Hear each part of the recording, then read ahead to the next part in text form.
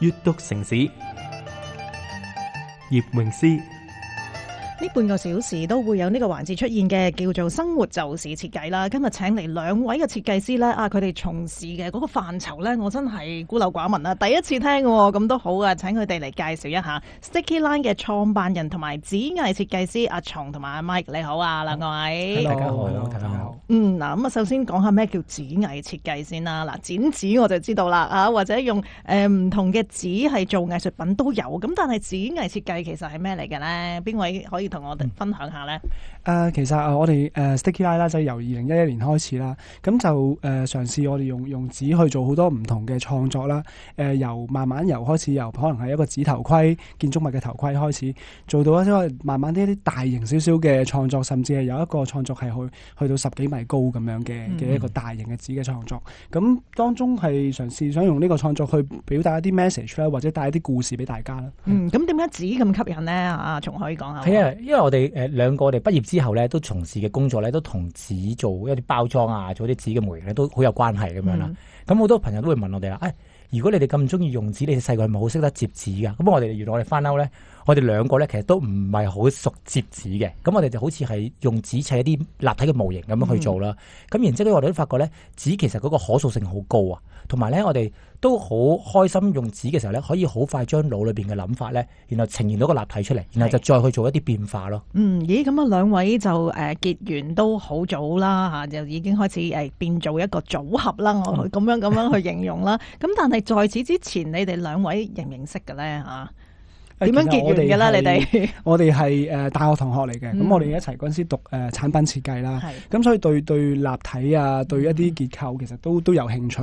咁啊嘗試即係頭先阿松都講到，紙好快可以將我哋心目中一啲諗法咧，去好快咁表達出嚟。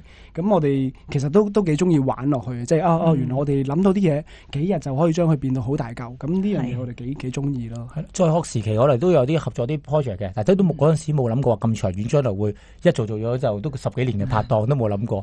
咁我哋好開頭嘅時候咧，其實都係話返緊工又唔知做啲乜嘢好，咁不如我哋試下參加啲唔同嘅計劃去玩下啦。咁當其時我哋就收到學校嘅一個舊生嘅電郵，佢即係類似就係話其實當其時香港設計中心就會搞啲設計市集，不如我哋就做啲嘢去賣啦。我哋好天真嘅諗住，既然紙又咁容易做，咩去做啲紙嘅產品去賣啦？咁嗰陣時當其時有個同學，佢就好好嘅提議，佢就話其實如果你做個紙去賣，你賣完都未必交得翻嗰個入場費啊。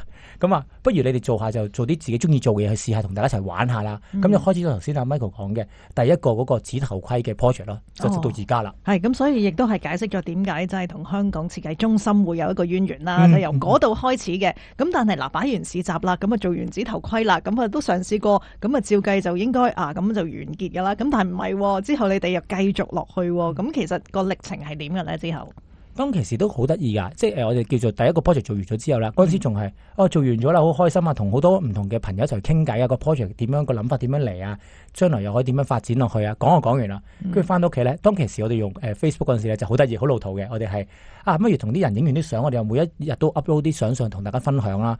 當其時我哋其實好似係1個月裏邊咧，好多朋友而家講翻咧，當其時我哋其實轟炸咗成個即係嗰啲叫嗰啲 friend 嘅洗版啊，佢話都見到見到嘢咁。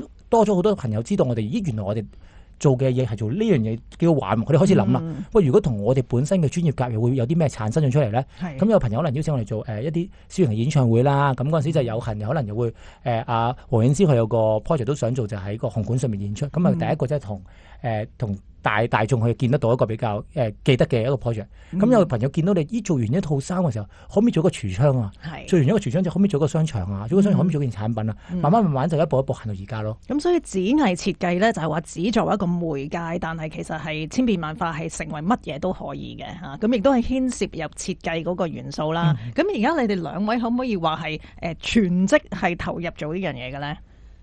係啊，我哋係全職去，即係以 Sticky Line 為一個創作團隊啦，去即係而家個玩法就即係唔會局限於紙啦，可能係唔同 material 都去試下啦。咁唔同物料都會去涉及啦。但係我哋都會保持住我哋嗰個好開頭嘅諗法，就係我哋用紙張其實可以由平面變成一個立體嘅一個模式啦。咁而家我哋開始會落咗啲唔同嘅物料上邊。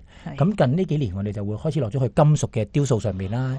咁如果大家可能喺香港四圍去嘅地方，都應該都會見得到我哋呢啲唔同嘅作品係用金屬嘅材料做出嚟，但個方法個原理咧，其實都好似係紙嘅時候又點樣去接啊，變成個立體一樣咯。咦，呢兩位朋友我想請教下啦，即係紙我哋一般嘅認知就話唔係一張紙咯嚇，或者攞上手我哋平時嘅 A4 紙咁樣就唔明白嗰個質地係點樣咯。咁但係如果係交到去你哋嘅手上嘅時候，其實你哋係用任何嘅紙、任何嘅厚度、任何嘅物料都可以㗎，係嘛？我哋其實都偏向咧比較用啲即係結實啲嘅紙嘅，即係厚啲嘅紙啦。甚至有啲人話可能會係特種紙，因為咧其實有唔同嘅 texture 啦。我哋都有用過，譬如係鏡面反射嘅紙啦，亦都有啲係透光嘅紙做啲燈光效果，亦都試過。咁都因為有呢啲咁嘅玩法咧，令到我哋嘅創作都多元化好多嘅。咁所以個效果出到嚟，大家就可能耳目一新，係冇諗過可以咁樣。係啊，同埋因為我哋用紙呢個材料直接其實做咗我哋最後嗰個成品嘅外觀嚟㗎啦嘛。變咗我哋喺中間溝通嘅時候咧就容易好多啦。我哋攞啲紙嘅樣板同聽，到時我哋就係呢個顏色加呢個顏色有咁嘅效果。咁真係可以好近嗰個結果去睇得到，即係表得到嗰個結果啦。咁其實都係幾好嘅一個材料嚟。咦？咁而家喺香港要揾你哋所需嘅嗰啲紙材咧，容唔容易咧？定係其實你都唔係噶，好國際性嘅。總之啱使咧，喺外國訂翻嚟都要噶啦，咁樣。呢個真係要多謝咧。其實本地好多啲嘅做紙嘅，即係其實應該係咪叫做紙嘅公司，或者定係叫做賣紙嘅公司啦？佢哋都好歡迎一啲可能係初創嘅朋友一次嘅師啦，或者有啲學生去分享，或者一齊去認識呢種物料嘅。咁我幾深刻咧。當其時我哋啱啱開始做嘅時候，即係想了解多啲唔同嘅紙材啊，會有啲可能係歐洲嘅，或者可能係國際又唔同，或者可能係嚟自日本，會唔會有啲好得意嘅紙？因為和紙可能好多人好想氹啊。佢哋好多公司咧都好歡迎我哋去問問題，同埋佢哋係我哋已經留意咗你哋㗎啦，因為我睇到你嘅展覽用紙做完之後咧，你哋嗰啲嘅一啲嘅 postcard 我哋有留喺度啊，然後你俾我哋睇，跟住就話我哋準備咗紙板咧，成套你攞去，跟住話我哋嗰啲生意好少啫喎，即係我哋買可能都係買10零張，佢話我哋唔好講呢啲，你攞翻去試下先，咁就由10零張買，跟住買到百幾張，買到幾百張又有，一步一步上去咯。但係佢中間亦都教咗我哋好多，例如可能紙嘅特性啊，嗱你用緊呢種方法未必係最好㗎，咁你會唔會試下？咁呢啲都係一路碰上嚟咯。因為當其時我哋有一個情況就係好多朋友都係話，喂，啲紙有冇防火、防水又防塵？係啦，呢個好實際嘅問題。係啊，好實際。我哋嗰啲都想試咁樣㗎。咁就發覺咧，原來即係個物理就係咁樣就咁樣，你冇辦法改變到佢，即係佢本身個紙嘅特性唔係要去防火㗎嘛。咁我就可能突顯咗佢嚟，佢比較輕嘅部分啦，佢個選擇好高嘅，即係佢個色彩表面處理好多唔同嘅情況，甚至乎可以做到印刷上去。我哋去突顯咗紙嘅特性咯，而唔係將佢嗰個限制去挑戰佢咯。因為點解會問兩位呢位即係呢個問題咧？係因為我嘅認知就係話而家我哋嘅印刷咧，尤其是講緊本地啦，越嚟越少啦。或者咁相應嘅行業，譬如一啲賣紙嘅朋友或者以往咧真係唔愁嘅朋友，咁會唔會喺你哋嘅身上，你哋嘅項目同埋一啲合作嗰度，又揾到一個新嘅出路咧？會唔會都有一個咁樣嘅情況出現呢？係咧，其實因為啱啱頭先阿松講到啦，我哋都幾多謝即係紙嘅 supply 啊，因為我哋一開始可能真係講緊我哋只係需要10張、20張紙，對佢哋即係我可以講另一個誇張啲，其實佢哋平時可能係講緊1黏紙去買咧，一黏即係幾多啊？講緊係一黏即係幾多啊？500張紙咁。但係我哋即係對我哋嚟講係一個天文數字嚟嘅嘛，但係我哋都可以因為咁樣，即係佢哋都同我哋即係有一個咁樣嘅賣紙俾我哋啦，我哋都幾開心，因為咁咧，咁變咗其實我哋亦都唔係好受限話我哋只係可以用到市面上見到白色啊，定係嗰幾種顏色，我哋係可以喺好大個鋪去裏邊去揀咯。同埋另一個咧，頭先提到話個數量咁多嘅時候咧，你可以想象到咯，即係就並不是我同阿咪兩個自己一個工作室裏邊一刀一線咁樣去整出嚟啦，而我哋都會叫做同本地一啲可能係一啲嘅加工廠去將佢生產出嚟嘅個情況，好似我哋即係買一啲唔同嘅產品上面嘅包裝盒一樣咯。佢哋有個機器將佢裁出嚟，咁我哋起碼我哋本身如果用把刀去界嘅，可能係講緊5分鐘一個，半個鐘一個，咁但可能我哋係3秒鐘已經做到個出嚟，咁可以個量就會提高咗咯，亦都令到我哋咧經歷都睇到咧香港嗰個製造業嘅一個變化咯，因為都有啲都幾即係呢個地方係一個故事嚟嘅，係因為佢由可能係我哋其實同好多唔同好好嘅師傅去合作啦，佢哋分享好多啲技術嘅，可能話啲紙嘅摺咧，可能有啲嘅有限制，啲我哋唔可以將條摺線擺得咁埋啊，形狀上有限制，咁但係呢啲師傅可能我哋已經係經歷咗而家叫做5-6位啦，咁但係5-6位唔係話我哋即係大家鬧交唔傾啦，而係原來一間間廠我哋都會叫做 close 咗啦，咁好可惜咯。咁所以由平面去到立體呢一個嘅旅程非常之有趣，轉頭翻嚟就介紹下你哋嘅作品啦。而家喺深水埗，大家都可以睇到嘅。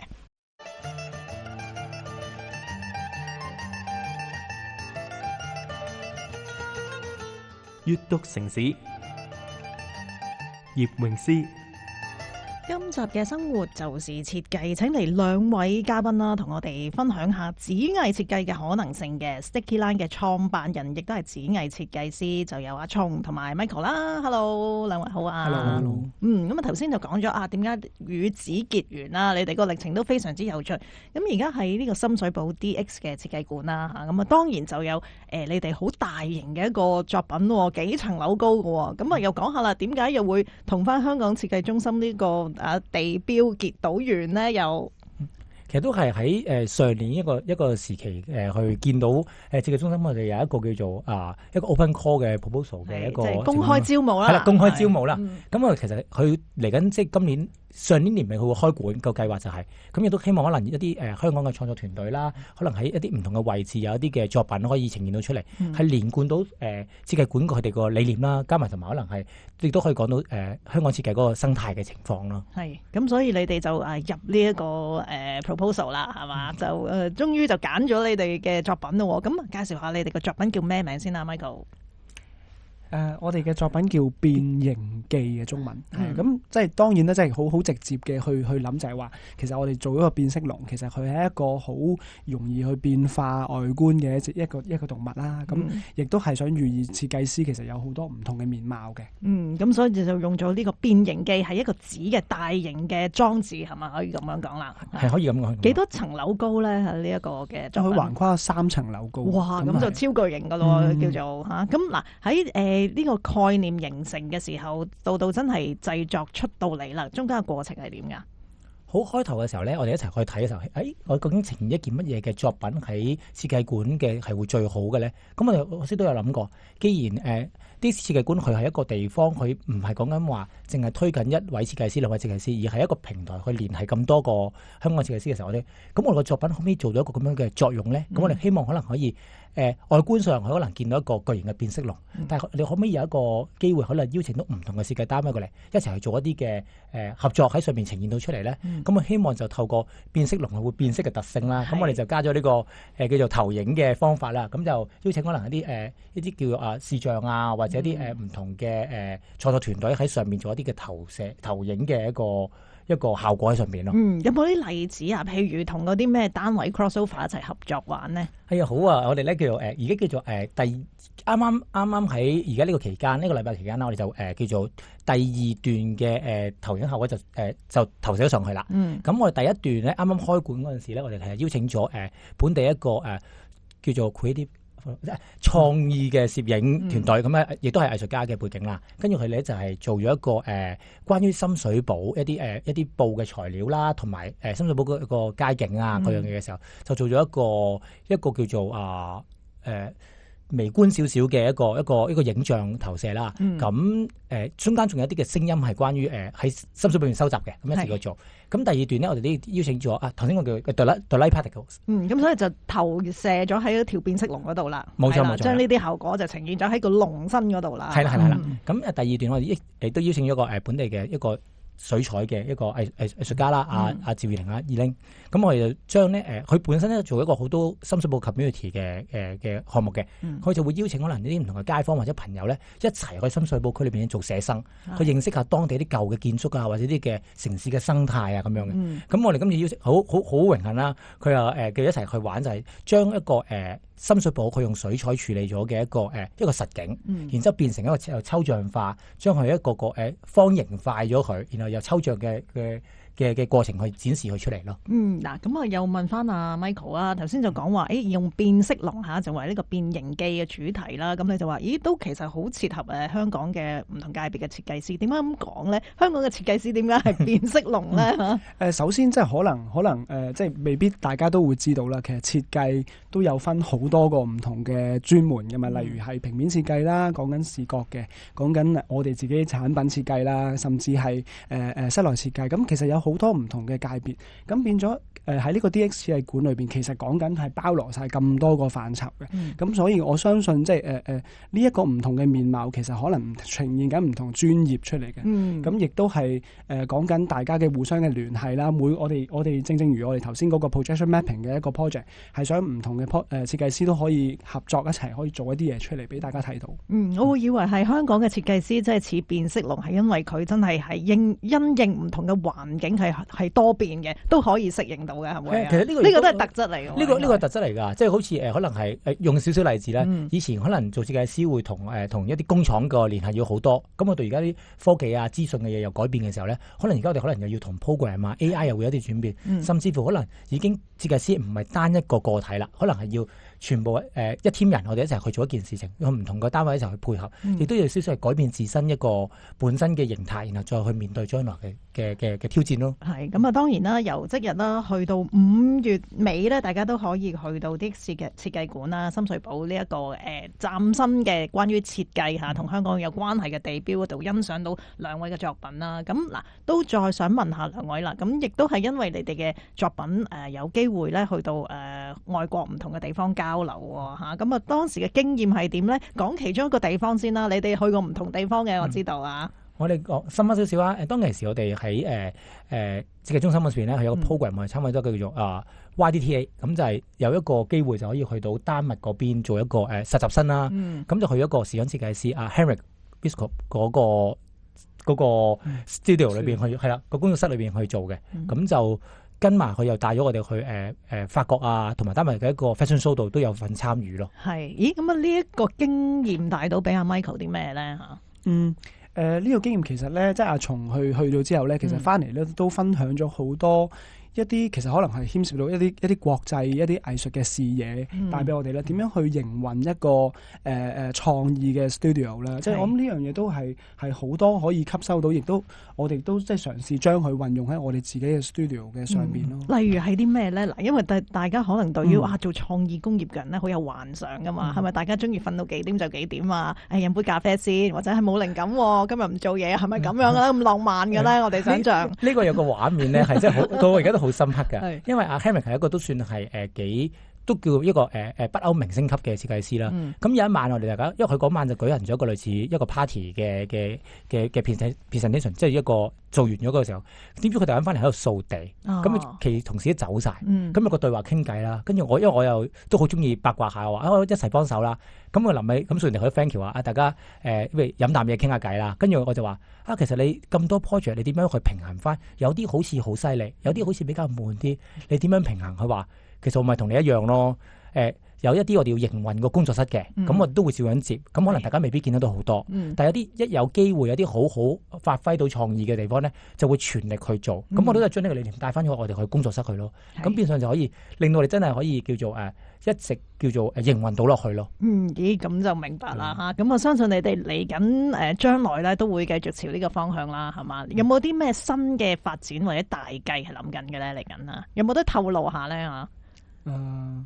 我自己冇嘅，因為我哋即係我當然係好想即係我哋一直嘅理念啦，應該話唔係話呢一刻。咁我哋想挑戰自己啦，去試多啲唔同嘅媒體或者係新嘅諗法。咁我相信由開始到而家，即係慢慢成長都冇變過。所以你話個方向係咁樣行出嚟咯，係啦。